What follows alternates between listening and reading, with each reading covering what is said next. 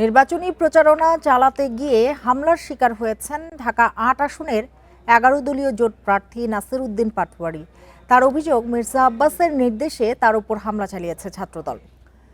এ নিয়ে আলোচনা করতে রাজধানীর মতিঝিল থেকে আমাদের সাথে যোগ দিয়েছেন এনসিপি ঢাকা মহানগর দক্ষিণের যুগ্ম আহ্বায়ক মাইদা ইকবাল। মাইদা ইকবাল, আপনাকে স্বাগত জানাচ্ছি ইন্ডিপেন্ডেন্ট টেলিভিশনে। যেটি শুরুতেই আপনার কাছে জানতে চাইবো যে নাসির উদ্দিন পাটোয়ারি যেখানে যাচ্ছেন সেখানেই কিছু না কিছু ঘটছে, এটা কি আলোচনায় থাকার কৌশল?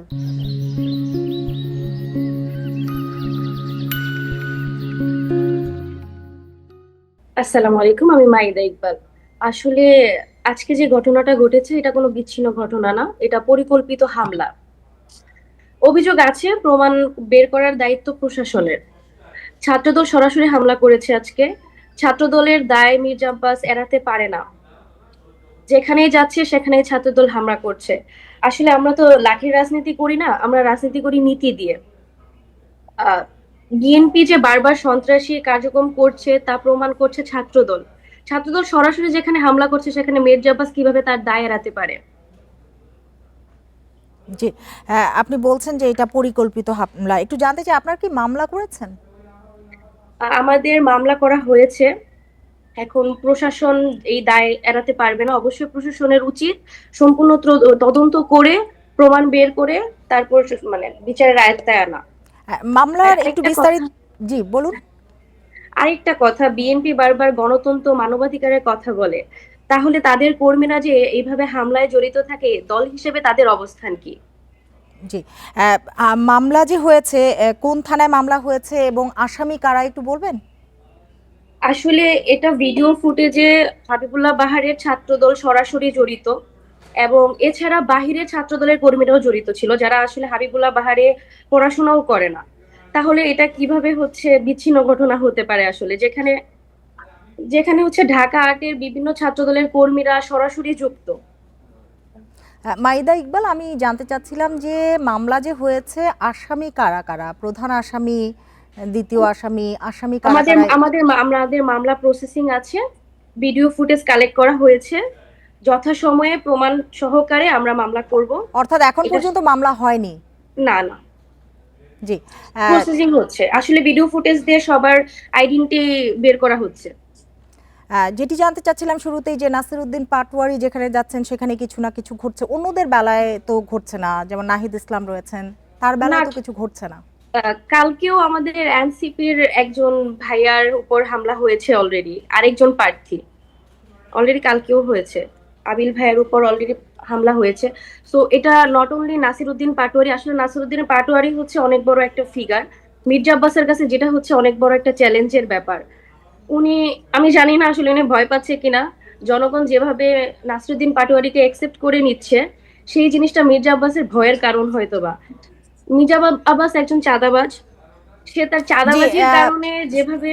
যেটি বলতে চাচ্ছিলাম যে নাসির উদ্দিন পাটোয়ারি, আপনি বলছিলেন যে বড় একজন নেতা, নাহিদ ইসলাম, সার্জিস আলমও তো রয়েছেন, তাদের উপর কিন্তু অবশ্য এরকম ঘটনা ঘটছে না। তাদের উপর এরকম ঘটনা ঘটছে না।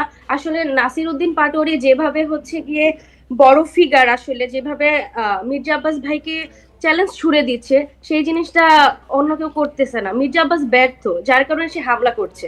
নাসির উদ্দিন পাটোয়ারির ওপর হামলা হচ্ছে, আপনি বললেন গতকালও একজনের ওপর হামলা হয়েছে। নির্বাচন কমিশনে আপনারা অভিযোগ করছেন না কেন? আসলে নির্বাচন কমিশন দেখতে পেয়েও চুপ করে আছে। আপনারা কি অভিযোগ প্রতিনিয়তই আমাদের করেছেন? উপর হামলা হচ্ছে, প্রতিনিয়তই আমাদের উপর হামলা হচ্ছে আসলে। আপনারা কি অভিযোগ করেছেন? আনুষ্ঠানিক অভিযোগ একটা প্রক্রিয়া রয়েছে, সেই হ্যাঁ প্রক্রিয়ায় গিয়ে হ্যাঁ কি হ্যাঁ, অভিযোগ অবশ্যই করেছেন? অবশ্যই নির্বাচন নির্বাচন কমিশনার জানানো হয়েছে। নাসিরুদ্দিন পাটোয়ারি ভাইয়ের উপর যখন প্রথম ডিম নিক্ষেপ করা হয়, তখনই নির্বাচন কমিশনার জানানো হয়েছে। জি, লিখিত অভিযোগ কি তারা, করেছেন আপনারা? হ্যাঁ, লিখিত অভিযোগ করা হয়েছে, তারা আসলে চুপ, নির্বাচন কমিশন চুপ। জি, সো আশা করব প্রশাসন, ইন্টারিম সরকার এটার সুষ্ঠু তদন্ত করবে। তদন্তের মাধ্যমে আসামিকে গ্রেফতার বা আসামির উপর বিচার, হামলার যে বিচার সেটা নিশ্চিত করবে। আশাবাদী আমরা। আমরা ঢাকা ৮ আসনের জনগণের কাছে বিচার চাই, বাংলাদেশের মানুষের কাছে আসলে বিচার চাই। মির্জা আব্বাস যেই ধরনের কর্মকাণ্ড করছে, সেটা এই যে কোনোভাবেই আবার নিবৃত্ত। আপনি যে সরাসরি দোষারোপ করছেন বা ছাত্র দলের উপর দোষ চাপাচ্ছেন, তার কি কোনো প্রমাণ এখন পর্যন্ত আছে আপনাদের কাছে? হাবিবুল অবশ্যই আছে। হাবিবুল্লাহ বাহারের কমিটিতে থাকা ছাত্রদলই তো হামলা করেছে আসলে। একটু বহিরাগত নামগুলো কি এসেছে। বলতে পারেন আপনি, মাইদা? না, আসলে নামগুলো এখনো ভিডিও প্রসেসিং হোল্ডিং এ আছে। আমরা তদন্ত করছি, ভিডিওগুলো দেখে সবার আইডেন্টি বের করার চেষ্টা করছি। আশা করছি যে আমরা খুব আপনি তাড়াতাড়ি। বলছিলেন যে মাইদা, আপনি বলছিলেন যে আপনারা আইডেন্টিটি বের করার চেষ্টা করছেন, তাহলে আপনি নিশ্চিত না হয়ে কিভাবে দোষ চাপাচ্ছেন? অবশ্যই ছাত্রদল হামলা করেছে, তারা তো স্লোগানও দিয়েছে তাদের। তাহলে মানে তার কিসের স্লোগান তো ভিত্তিতে বলছেন ছাত্রদল হামলা করেছে? কারণ এখন পর্যন্ত তো আপনিই বললেন যে এখন পর্যন্ত চিহ্নিত করা সম্ভব হয়নি। ভিডিও ফুটেজ দেখে তাদের ছাত্রদল চিহ্নিত করার চেষ্টা চলছে।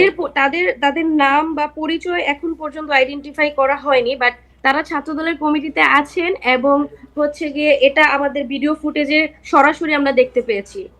আর তারা তাদের স্লোগানের মাধ্যমে তা প্রমাণ করে দিয়েছে আসলে। জি, বিষয়টি কি এমন যে যেই হামলা করুক সেটি ছাত্রদলই হামলা করেছে, আপনারা এটি ধরেই নিয়েছেন? অবশ্যই অবশ্যই না, সেটা তো আমরা ধরে নেইনি। ব্যাপারটা হয়েছে মির্জা আব্বাস কি পরিমাণ সন্ত্রাসীবাদী করছে বা মানে সামনেও করবে, সেটা সেটা আসলে এখন তাদের। পর্যন্ত আসলে আপনারা ভিডিও ফুটেজ দেখে এখন পর্যন্ত চিহ্নিত করতে পারেননি। মাইদা ইকবাল, আপনাকে অনেক ধন্যবাদ আমাদের সাথে যোগ দেবার জন্য, সময় দেবার জন্য।